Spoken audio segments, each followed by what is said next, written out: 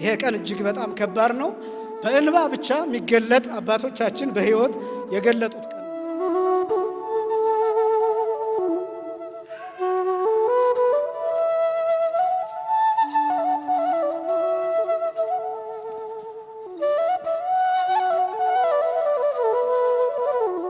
ከ6 ሰዓት ጀምሮ እስከ 9 ሰዓት ድረስ እነዚህ ነገሮች በአጭሩ የተከናወኑበት ነው። ቅዱስ ጳውሎስ የተሰቀለውን ክርስቶስን እንሰብካለን ብሎ ሲናገርም እነዚህን መከራዎች ነው። ቤተክርስቲያን ዕለት ዕለት ይህንን መከራ ትገልጠዋለች። ይሄ መከራ ለሁላችን የተሰጠ ነው፣ በሕይወትም እንገልጠው ነው። የተከበራችሁ ወጣቶች፣ ያው ታሪኩ በዚህ ስለተገለጠ ይሄን ላቆየውና ነገር ግን ክርስቶስ ሞቶልናል፣ ክርስቶስ ተሰቅሎልናል። ይሄን አካል ክርስቶስ ይፈልገዋል። ሁላችንም ክርስቲያኖች ሆነን እንድንኖር ነው። ቤተክርስቲያን በየዓመቱ ክርስቶስን እየሰቀለች አይደለም። መረዳት ያለብን በየዓመቱ ክርስቶስ እየሞተ አይደለም፣ ክርስቶስ በየዓመቱ እየተገረፈም አይደለም። ነገር ግን ቤተክርስቲያን ይህን መከራ የምታሳየውና የምትገልጠው ወጣቱ በብዙ ኃጢአት እየዋኘ ነው፣ በብዙ መከራ እየዋኘ ነው፣ በሱስ ውስጥ እየዋኘ ነው። ቤተክርስቲያንን በመተው ከእግዚአብሔር በመራቅ በእነዚህ ነገሮች እየዋኘ ነው። ብዙ ኃጢአት እየሰራ ነው፣ ብዙ በደል እየተሰራ ነው፣ ብዙ ሞት እየተስተናገደ ነው። ስለዚህ ያ እንዲበቃ እንድንመለስ የእግዚአብሔር ሰዎች እንድንሆን የምናደርግበት ነው። ቤተክርስቲያን ይህን መከራ የምትገልጠው ለዚያ ነው። እኛ ግን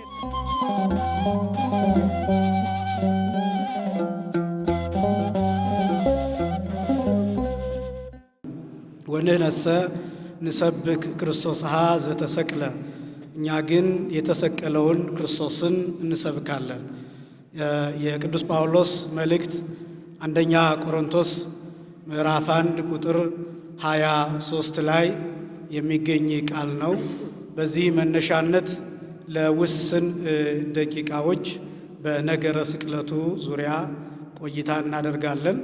የዛሬው በዓል በተወሰኑ ደቂቃዎች ብቻ ሳይሆን በዕድሜ ልክም የሚገለጥ አይደለም።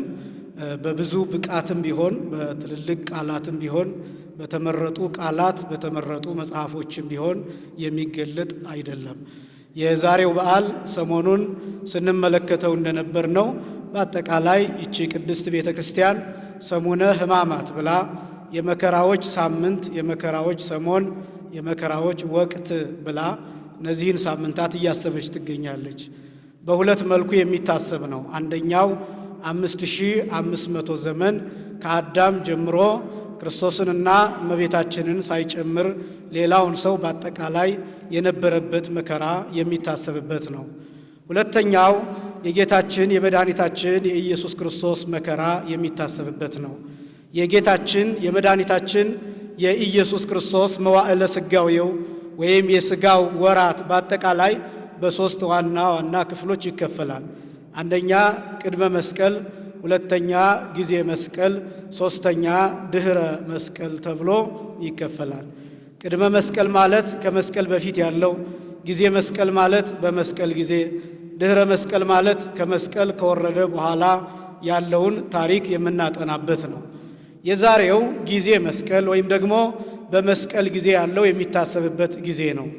መስቀል ማለት ጽንሰ ሐሳቡ መከራ ማለት ሆኖ ጌታችን መድኃኒታችን ኢየሱስ ክርስቶስ በእንጨት ወይም በሰባት እጽዋት ወይም ከሰባት እጽዋት በተሰበሰበ መስቀል ላይ በተመሳቀለ እንጨት ላይ የተሰቀለበት ነው።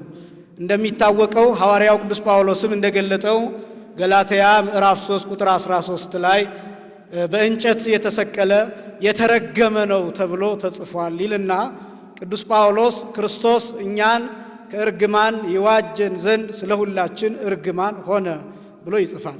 እና ይሄ ቀን በጣም ብዙ ቃላትን የፈለገ ያህል ብንሰበስብ መግለጥ የማንችለው ክርስቶስ የመከራ መልኩ እጅግ በጣም ከባድና ከመገለጥ ከቋንቋ በላይ ስለሆነ ነው።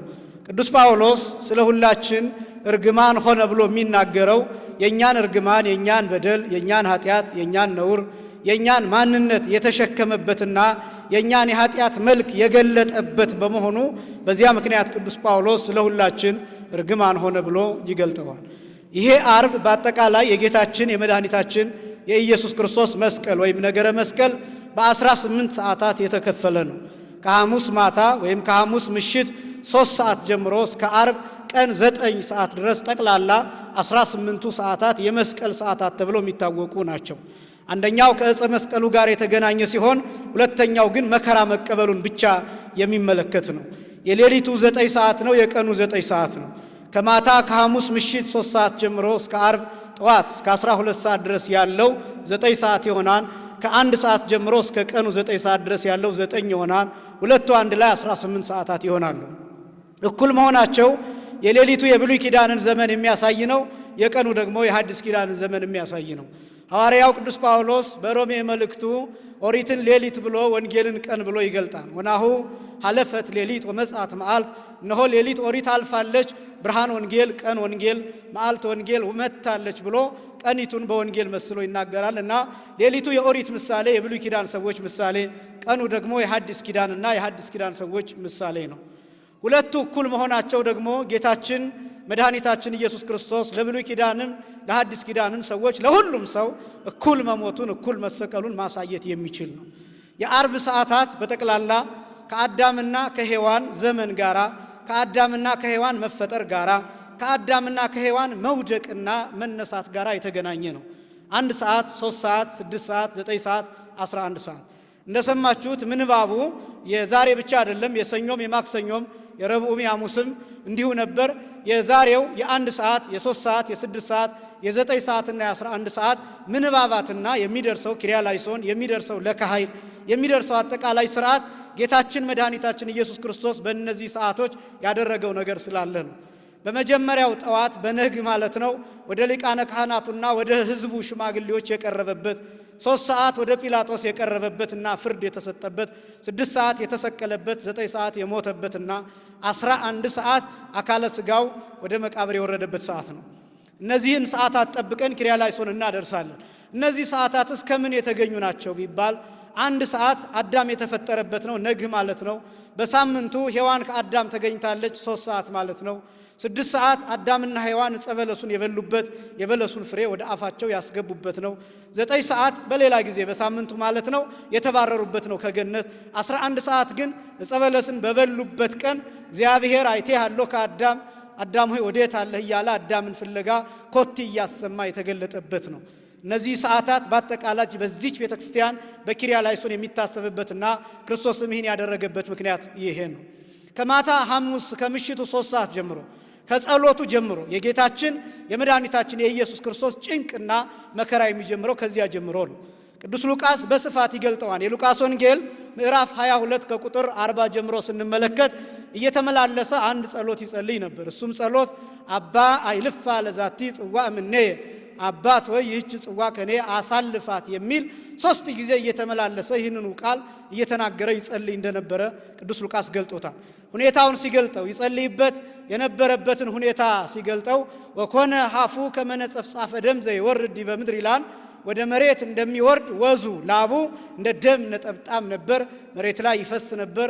አፈሩን ጭቃ እስኪያደርገው ድረስ ከላዩ ላይ ወዝና ላብ ይፈስ ነበር ይላል።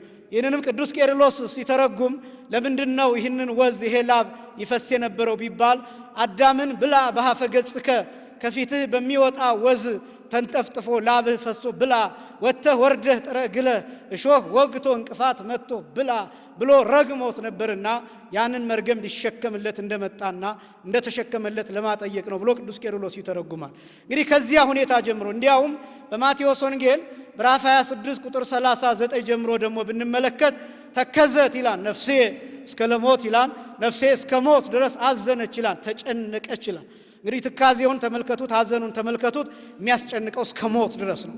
ገና ተገርፎ አይደለም፣ ተደብድቦ አይደለም፣ ገና መስቀል ተሸክሞ አይደለም፣ ወድቆም አይደለም፣ በጥፊም ተመቶ አይደለም። ግን ገና እየጸለየ ባለበት ገና መከራውን እያሰበ ገና ስቃዩን እያሰበ ገና በመስቀል ላይ የእኛን የኃጢአት ጽዋ እንደሚጠጣ መርገማችንን እንደሚሸከም ስለሚያውቅ አስቀድሞ ነፍሱ እስከ ሞት ድረስ ትጨነቅ ነበር።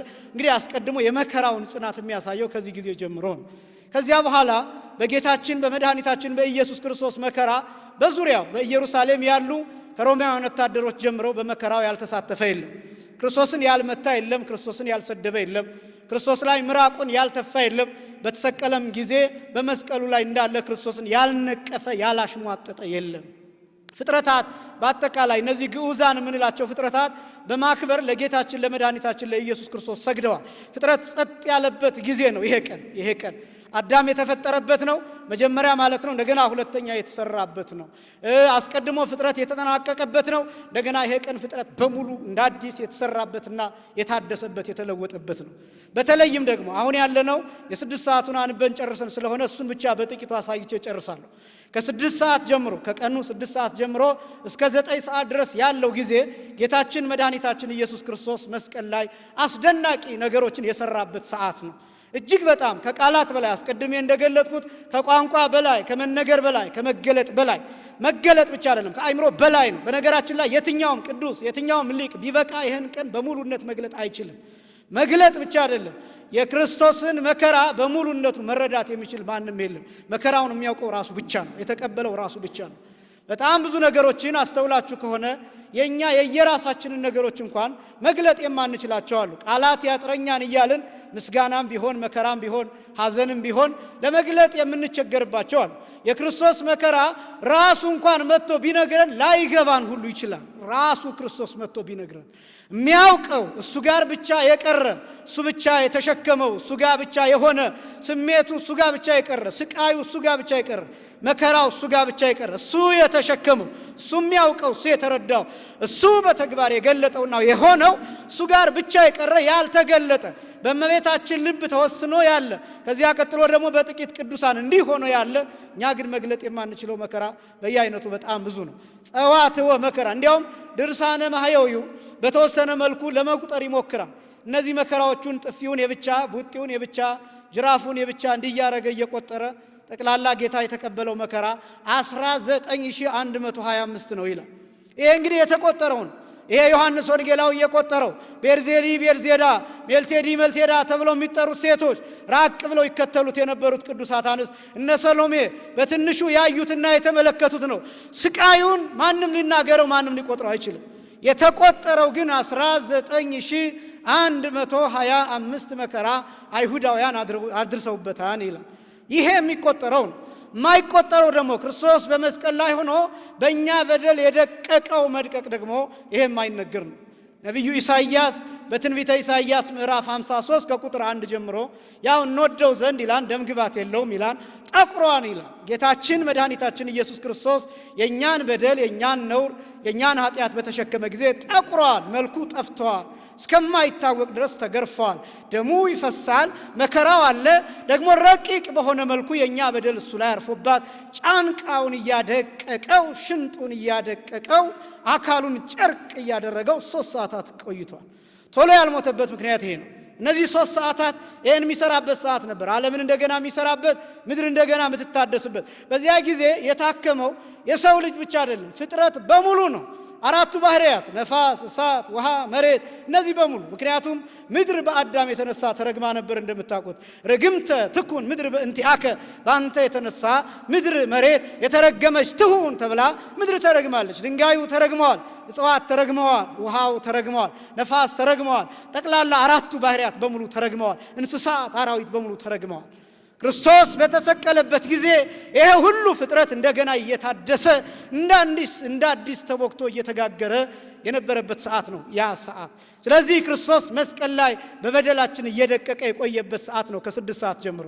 6 ሰዓት ለምንድን ነው አካሉ ከመስቀል ጋር የተገናኘው ቢባል አስቀድሜ እንደገለጥኩት አዳምና ሔዋን የበለሱን ፍሬ ወደ አፋቸው ያስገቡት ልክ 6 ሰዓት ነው። ከዛፉ ጋር የተገናኙት ከፍሬው ጋር የተገናኙት ከእጹ ጋር የተገናኙት ልክ ከቀኑ አርብ ቀን ማለት ነው 6 ሰዓት ላይ ነው። ክርስቶስ ለአዳምና ለሔዋን እንደ ካሰ ለማጠየቅ ተራቁቶ ሙሉ ራቁቱን ሆኖ የተመሳቀለው እንጨት ላይ 7ቱ እጽዋት ላይ ገላው ያረፈው ልክ 6 ሰዓት ላይ ነው። አዳምና ሔዋን የበለሱን ፍሬ በበሉበት ቅጽበት በዚያ ሰዓት ራቁታቸውን እንደሆነ አወቁ ይላል። ከዚያ መተፋፈር ጀመሩ ይላል። ክርስቶስ 6 ሰዓት ላይ ራቁቱን ሆነ፣ ሙሉ ራቁቱን ወንድነቱም ጭምር እየታየ መስቀል ላይ ተራቆተ። አዳምና ሔዋን ስለበሉት ፍሬ ፋንታ ክርስቶስ መስቀል ላይ ስለነሱ ተሰቀለ። ስለ ሁላችን መስቀል ላይ ሰውነቱ አረፈ። ራቁቱን መስቀሉ ላይ ማረፉ ብቻ አይደለም፣ 5 ችንካሮች ከነርቭና ከደም ስሩ ጋር የሚገናኙ ችንካሮች እጁ ላይ እንዲያርፉ ተደርገዋል። እነዚህ ነገሮች መግለጽ አይቻልም። እውነት ለመናገር ይሄ ቀን